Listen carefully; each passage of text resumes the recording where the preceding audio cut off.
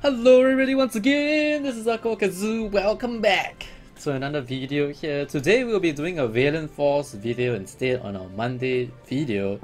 And we're going to be talking about events primarily in this video. I'm just going to share with you the events, the routine ones, as well as the ones that I think will change every month or so, or every 2 weeks. So right now I'm level 63, so I think this video can give you a good idea of how, I would say, early transiting into mid-game character will look like. I'm about 1 month and I would say a week into the game. So that's about where I am right now. Let's do some free summons. Daily free summons here. Anyway, that aside, let me do some inventory management as well. My bad. Okay, we should be good.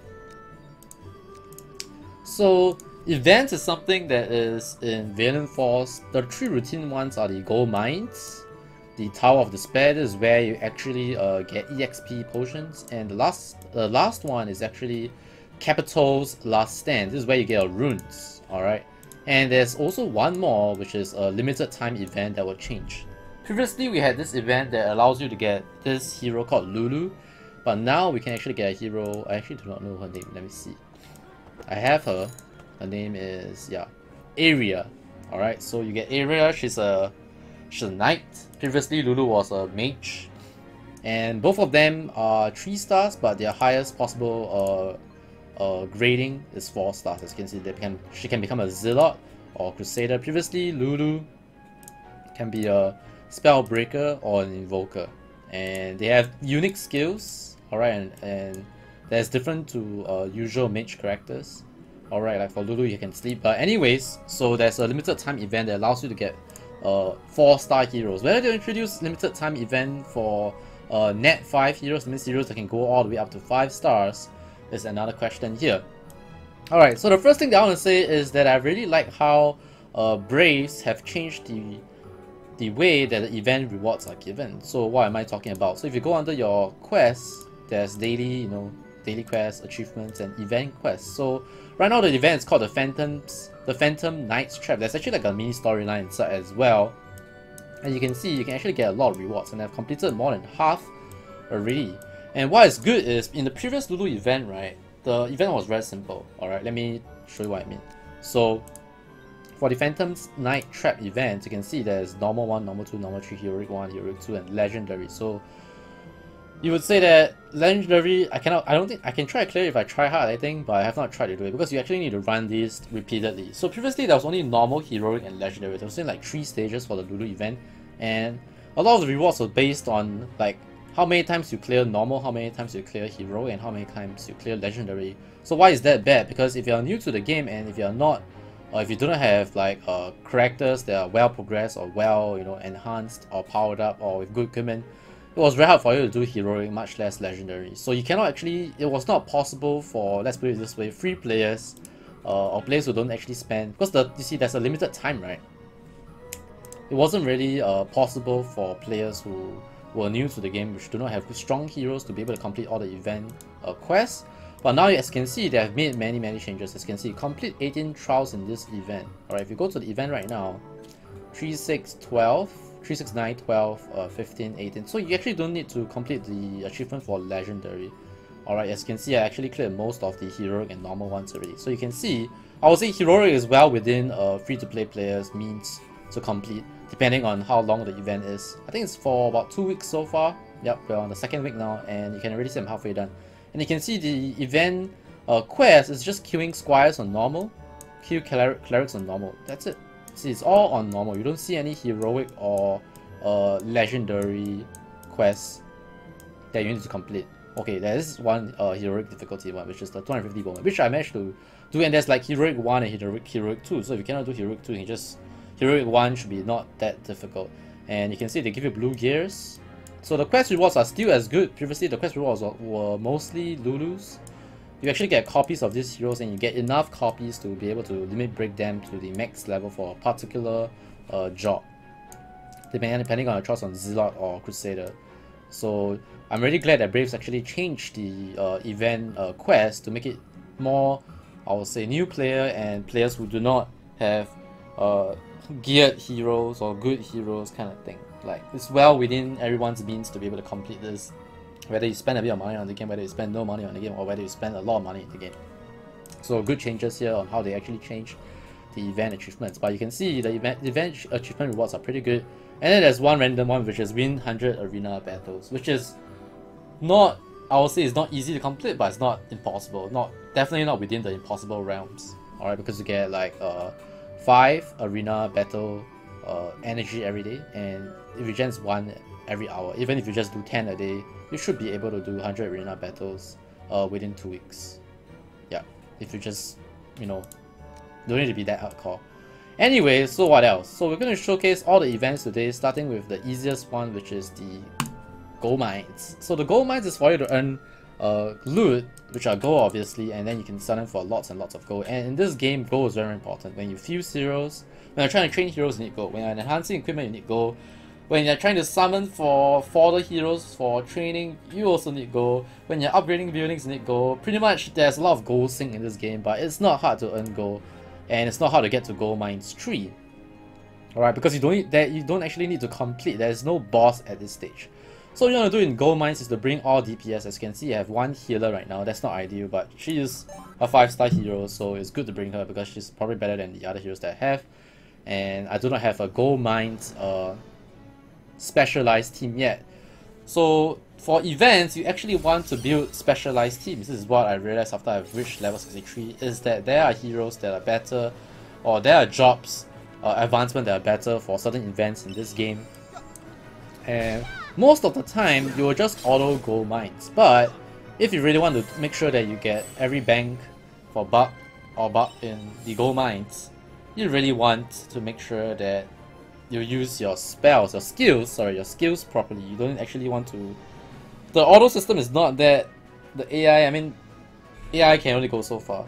Alright, so in gold mines, the enemies do not attack. So you might overstack damage, and because the further you go into the mines, the more rare mine ores you'll see. You can see now the ores are like very small. They're not very, very thick. So this is like the scrub mines right now. And as you go further and further, you will see gold ores that are bigger and larger, and they have higher chance to drop the rare loot. So this is where I have skills, right? And this is where I want to make sure that I use my skills properly. So I'm going to attack the tree in front. This is where you want a manual. I really love the rogue class. Look at how the attacks swishing through. I just messed up here. Just wasted. Okay. I just messed up there. I wanted to not attack instead. But it's all good.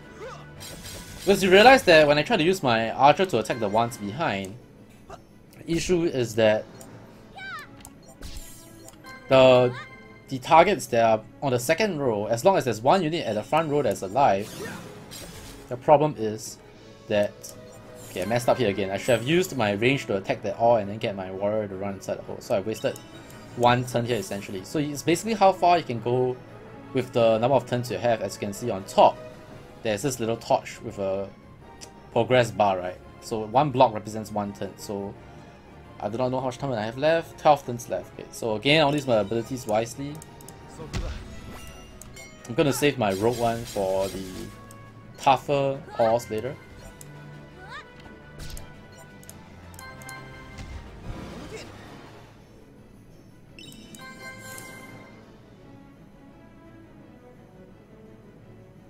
So the ladder down to the next floor for the gold mine is random. It's not always the one at the back. So you can see right now there are ores that are larger, and you can see this one is huge, right? So this one has a higher chance for me to get better quality ores. I'm going to use my rogue's poison at the back. And they'll shoot this one. Because my 5-star cane actually deals decent amount of damage, and I don't want to waste the damage output of my cane. So again, so you can see that actually 5-star might not be the best, because once a warrior becomes 5-star, right, his skills will change, and you might not get to use the skill the way you want it to be, pretty much. So the other good thing about having 4-star plus 2 heroes is that their skills take a shorter time to cool down. Yeah. So you see, the thing is, 5-star heroes do more damage, right? But if the goal all only has 5k HP, whether you do 10k or 5k, it doesn't matter. And because the 4-star units will use 2 skills for every 1 5-star skill, you see what I'm trying to say here? So 5-star in this game, for certain things, might not be like the best. You really want to know what is the best choice for every situation, especially when it comes to events. I love rogues. I love rogues, guys. So, I'm gonna move this guy forward. Attack this. I love it. I love it. I really like how they designed the rogue class in this game.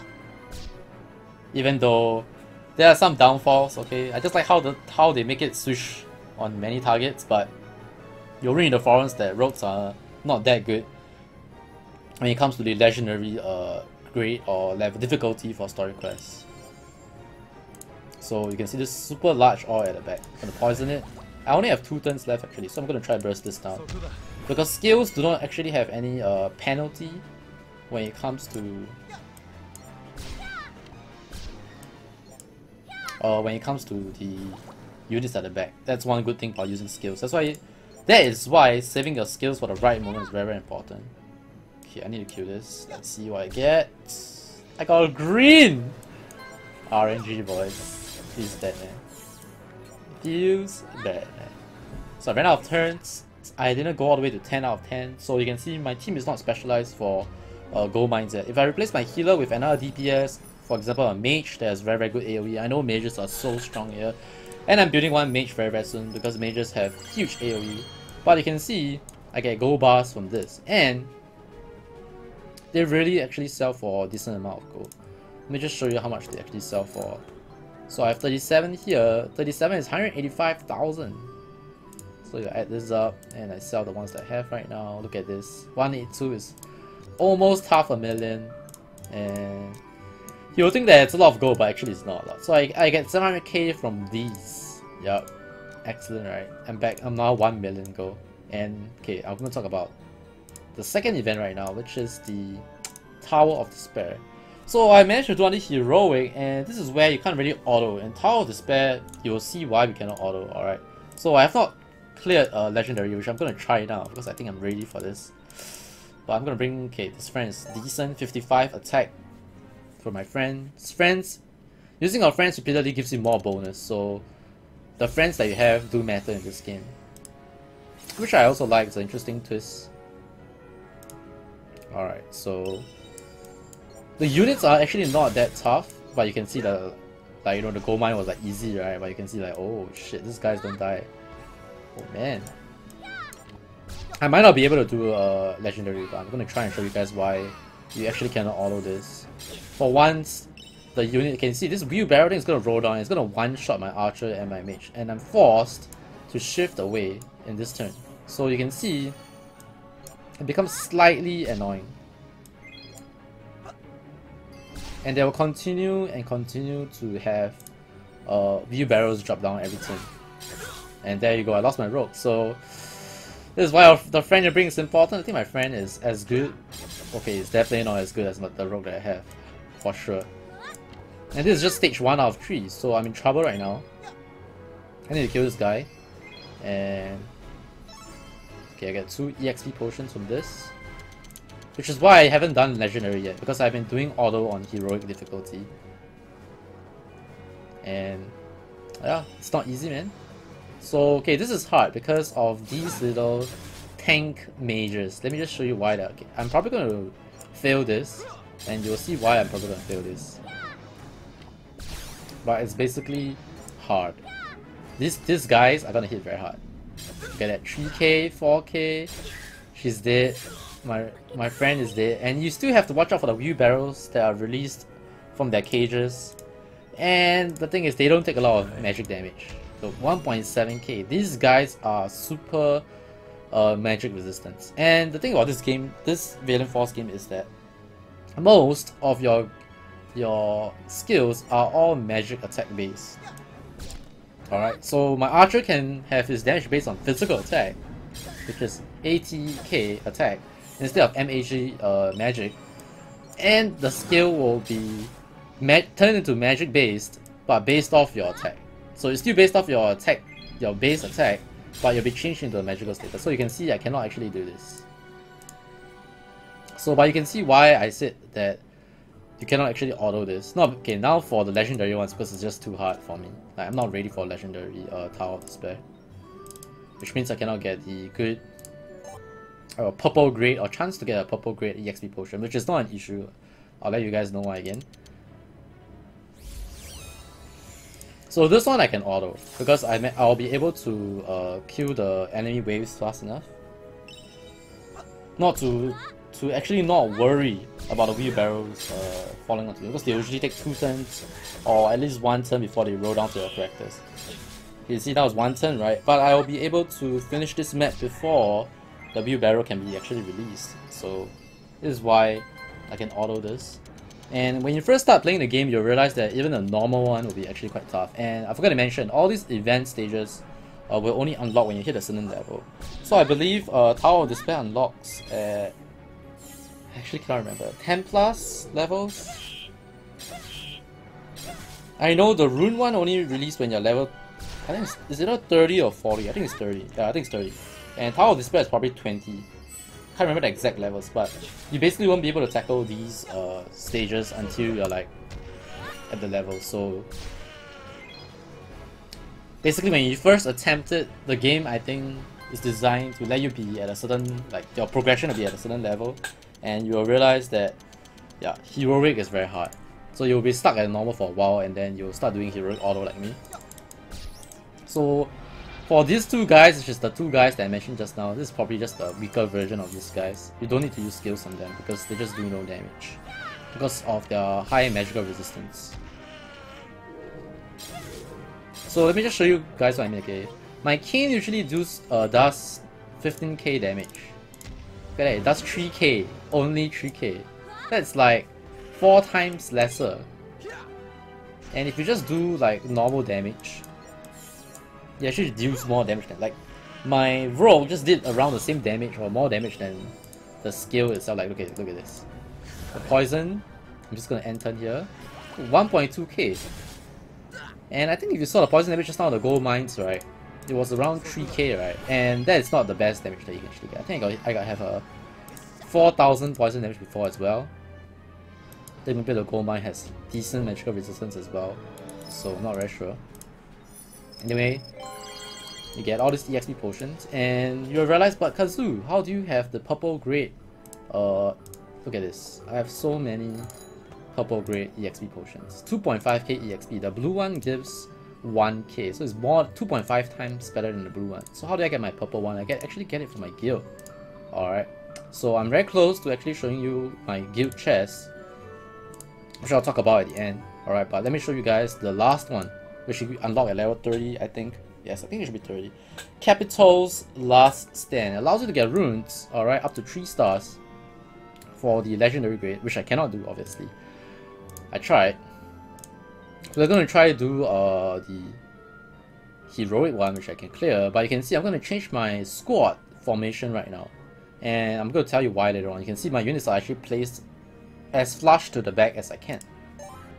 So Capital's Last Stand is basically you defending like your fort from golems that can self-destruct. There are some strategies that you can do against this, one of which I just shown you is to make sure that you get all your units behind. The other strategy is to have, I think, use all range units. Because as you can see right now, the golems spawn, but they're far away. So what happens is they'll keep charging forward and the boss will continue to summon more and more golems, and every time when the golem comes right before your team, and the next turn they will actually self-destruct on your entire team and they will do damage to all your units. Like at this juncture, I'm not too sure if it's HP percent based or not, but they will do about 20% or 25% or 30% about, yeah, around there. Around 30% damage. So you can see, because you want to wither down their HP as much as possible before they can get close to your character, this is why you actually put your units behind. Because you can see I cannot actually one-shot 2 units. I can kill off 1, but I cannot kill off 2. But because I whittle down these units before they come forward by ranged characters, oh, I can't actually use him. Basically, my rogue has a chance when he crits to to reset a turn for the units that are in its aura. So utilizing aura is very important here as well. This is why you'll see me using my champion to attack first, and then I'm gonna use my rogue. If it crits, there's a chance for him to reset the turn of the units in his aura. Okay, I'm gonna let this guy explode just to show you guys like the damage, how it's like, because I can afford to take one. All right. So you can see there's actually 2 hearts at the top right corner. If you can do another strategy, which is to leave one lane open, right? That's one strategy you can do. Wait, I don't think I'll be able to keep this guy alive. He's gonna die. Okay, this guy is gonna be alive. I'm just gonna end turn. Okay, so it's gonna self-destruct on me. Boom. Look at that. That's more than 30%. That's like 35%, close to 50%, or it's 40% HP. So you can see, if you actually don't kill off these things, more than 2 of them, you're screwed already. If you let more than 2 of these things expo on your team, you're pretty much in trouble. I'm gonna enter again. Okay, one of the ways to prevent these guys from exploding is to silence them. So there's a way to cheese this Capital's last stand, but there's only so much you can cheese. Mainly because the boss has a skill that will reduce all your attack members' attack to such low levels it's not gonna matter anymore, pretty much. So, and the worst thing is that skill comes with a silence. So as long as you cannot kill the boss has a second skill that deals a lot of damage. And because you cannot kill the boss fast enough, since he reduced your attack, you will just eventually kill off an entire team. So you might be able to silence, like you can bring a unit that silences the golem so that they do not self-destruct. But at the end of the day, you can see the boss will be like, hey, it's my turn now. You know, fun time's over, it's my turn. You can see it hits pretty high. So the plan here is I'm gonna heal, kill off this guy. So this is where my rogue comes in. Like I'm not gonna use my Kane skill yet because I'm gonna wait for one more turn. You can see that at the bottom left corner of the screen, the boss has a 1 and 3. 1 is the number of turns left before his skill is off cooldown. So he has 2 skills, and so this is what happens. It's a bit RNG, but I will say 9 out of 10 times this will work because the boss resistance is not that high, I think. But basically, my True Soundless Blade level 20 can silence and poison a target. So he resists the silence. Okay, you know what I'm trying to say right now. So right now, the problem is I need to burst him down as fast as I can, which I can because I told you my King can do 15k damage. So if you cannot silence him, we'll see 5k poison damage. Like he's done already. You can't. I'm just gonna end turn here, and he's dead. So I managed to get my character so beefy that, you know, it doesn't matter if he can silence, but I need to make sure that the golems do not self-destruct. And unfortunately for this stage, again, the AI is not the best. So sometimes your ranged units will actually attack the units behind and they don't finish off the units in front and they're gonna self-destruct. Like they don't give the units in front priority compared to the ones at the back. So I tried to do the auto before and it didn't work out very well. So you get runes, and here I'm going to talk a little bit about runes. You can see some of the runes take 2 slots, 3 slots, most of them have a different shape as well, but all these runes pretty much straight away they are all shite. Why are they shite? Because they take up 2 slots. Okay, let me just show you this rune thing. A 4-star hero can have up to 6 rune slots. Okay, and as you can see, I'm using mostly 1 slot runes. Why? Okay, look at this. This attack rune, okay, I can't actually compare this. If you look at this attack rune, this is 38, right? And look at the ones that take up 3 slots. It's 54. If you take 38 divided by 2, it's 19. 19 times 3 is actually 7. Wait, 19 times 3, 7. It's supposed to be 70. 77, right? Weird math. 19 times 3. This is 57, my bad. 57. And you can see this doesn't give 57. Similarly, a 1-star, I don't actually have a 1-star unupgraded attack rune. Yeah, I don't. So it doesn't scale accordingly. Basically, a 1-star attack rune, okay, if you times 3, I mean a 1 block attack rune and you times 3, you'll get more than a 3 blocks, which means a 3 blocks doesn't give you 3 times a 1 block rune. That's what I'm trying to say. So if you can equip 9 1 block runes, you can have more set bonuses. As you can see, I can have 2 set of 4, which means I can have plus 20 attack if I use all 1 block runes instead of 2 or 3. But if I use 2 or 3, I can't do that, and they have their different shapes and stuff, so it's very, very restrictive. So basically all these 2 block runes are useless. So you can see I actually kept 1 block runes. I actually didn't bother to keep any 2 block runes or 3 block runes. So okay, here's a very good example. Yeah, okay, look at this. This is 5 crit. This is not 10, this is 8. So I would say in this game, 1 block runes are the best, straight up. Like all these other things, you can just use them as rune fodder to power up your runes. And I would say runes play a very, very strong part to tweaking and making your character stronger. Like everybody will have a 5-star plus 2 fully upgraded or fully trained character, like for example my Kane. Sharpshooter plus 2, 30% all stats. But the difference, like why you will go further than someone in arena aside from equipment, will be your runes. And of course, if someone can complete 3-star runes, then they will be a lot stronger.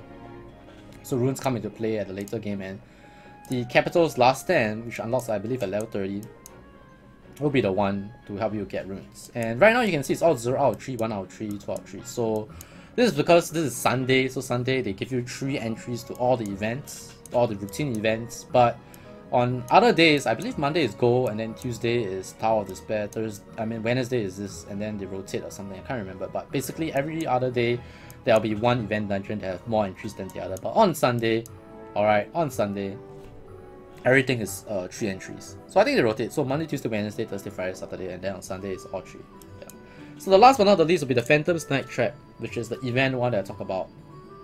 And do I want to run this?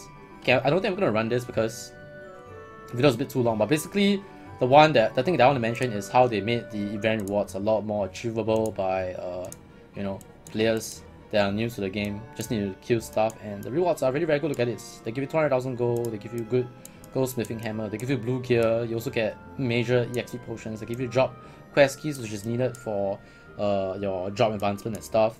And yeah, I'm glad that Braves is making doing events right, so good job by them. And last but not the least, just want to say that guilds are important, and my guild is progressing well, and they give you drop quest keys as well. And we actually upgraded our guild or leveled our guild enough to get the gold chest. We're actually very close to the final chest, which is right here. Once we level up, we can actually get this, and I can show you guys. I can talk more about guilds, but basically guilds give you this chest.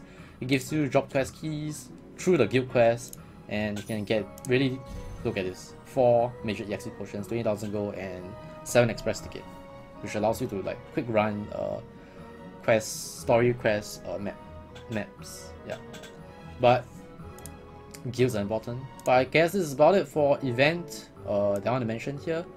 As always, if you enjoyed the video, smash the like button. I think, to be honest, I'm really enjoying Valiant Force. If I'm not enjoying Valiant Force, I won't be playing it. Like, I won't be level 63. Level 63, I would say, is quite high. Like, you can see people in my friend list that have already stopped playing.